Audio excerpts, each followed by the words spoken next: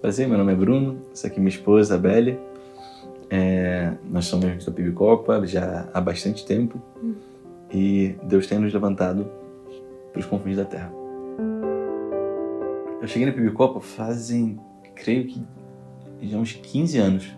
Foi quando minha família se mudou. A gente morava em Vila Valqueire, veio morar em Copacabana. E eu lembro que meu pai convidou todos os adolescentes basicamente da igreja para irem lá na minha casa, foi uma chuva absurda. Todo mundo dormiu. Acabou que tinham 30 adolescentes dormindo na nossa casa. E a partir desse momento eu me tornei realmente PIB Copa.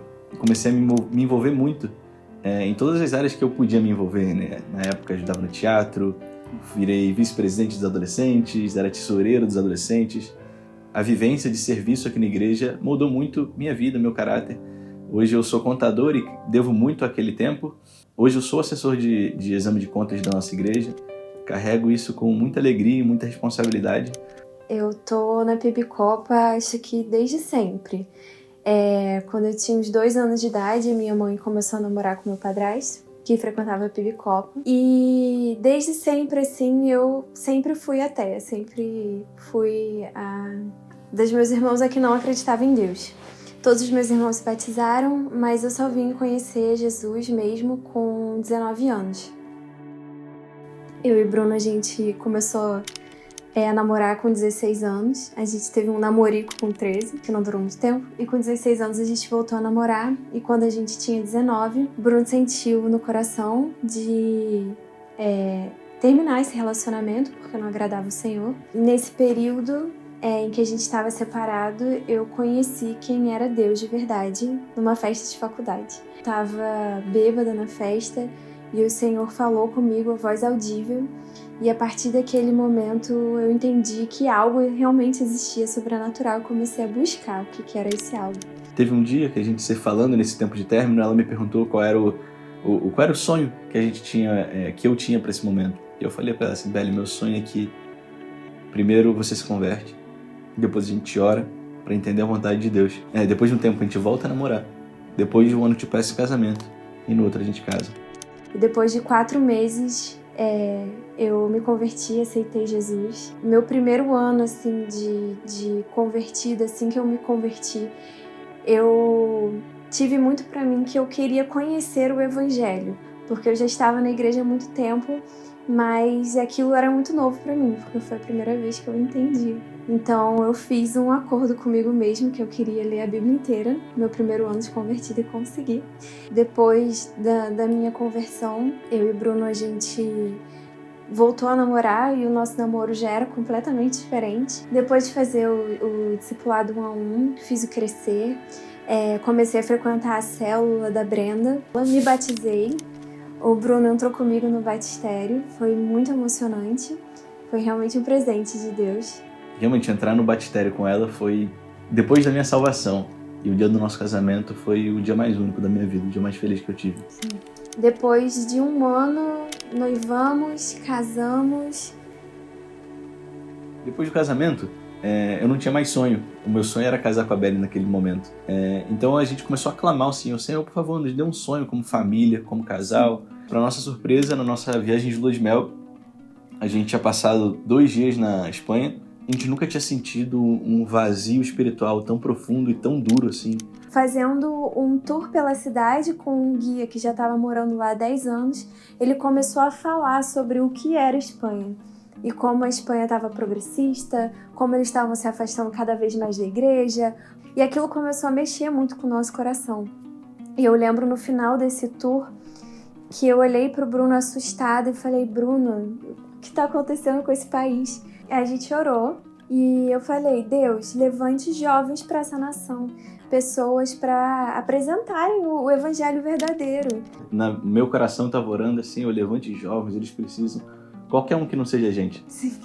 E aí depois da nossa lua de mel, alguns meses depois, teve o Descende no Brasil. Falaram pra gente que era um evento de 12 horas de busca a Deus e a gente falou: vamos. Mas a gente não sabia que era um evento de missões, de envio missionário.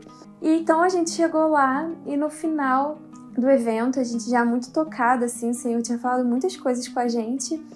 eles fizeram uma oração e falaram que Deus ia colocar países no coração das pessoas, na mente. E na hora que a gente estava orando, me veio a Espanha. E eu olhei pro Bruno e falei, Bruno, veio alguma coisa pra você? E ele disse, nada. E eu falei, pra mim veio Espanha. Aí ele falou, bom, estranho, não acho que deva ser nada. Vamos continuar orando pelo nosso sonho e acrescentar a Espanha nessa lista. Foi 1 ano de oração, até que a gente foi para a conferência Ignis no ano seguinte. Sim. E Deus usou profundamente uma das mensagens. Foi o Roberto Botrel que pregou. Ele estava fazendo missões na Espanha, na época, para toda a Europa, mas sitiado na Espanha.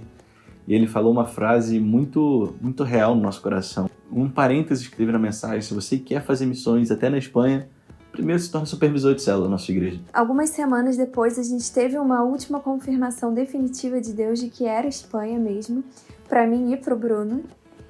E eu falei pra minha líder de célula na época, a Brenda, eu falei, eu preciso ser líder, eu quero, eu sou sua líder em treinamento agora. E ela até brincou pra mim, ela falou, você já era, você só não sabia ainda. E o Bruno já tinha a célula dele, passaram alguns meses, eu me tornei líder junto com o Bruno. O primeiro ano da nossa célula foi muito difícil, assim. A gente fez a mentoria de células, acho que 6, 7 meses, 2 líderes se levantaram. Logo depois da multiplicação, a primeira célula dos líderes que a gente multiplicou foi uma célula enorme, foi um sucesso, né? Nesse tempo de preparo para missões, um pastor missionário americano conversou com a gente e falou, tudo que vocês puderem fazer na igreja, façam.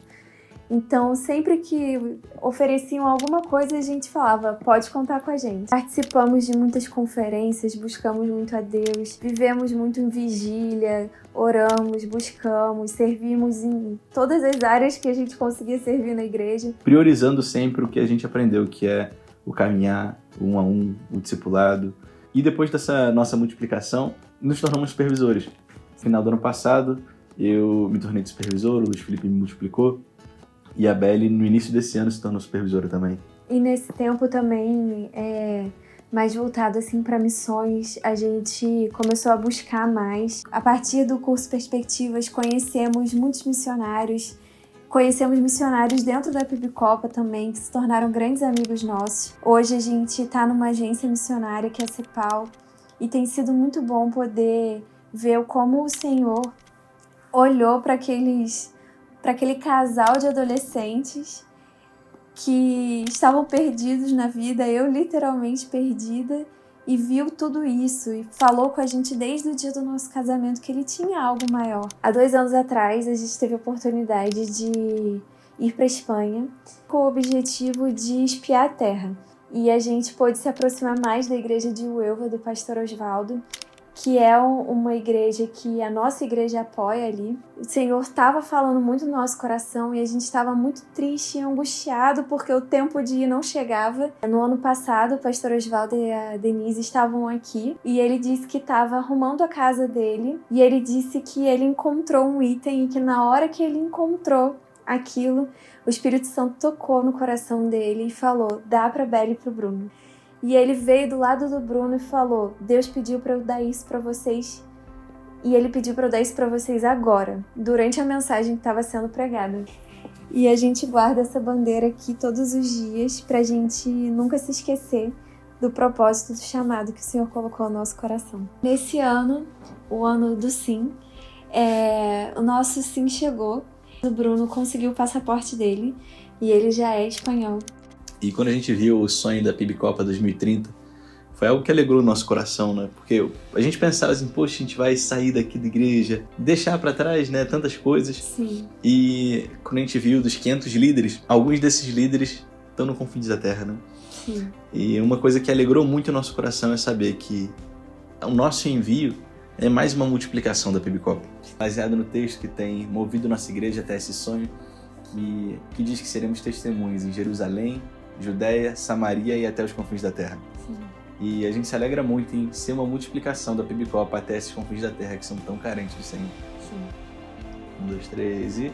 Multiplica, Pibicopa!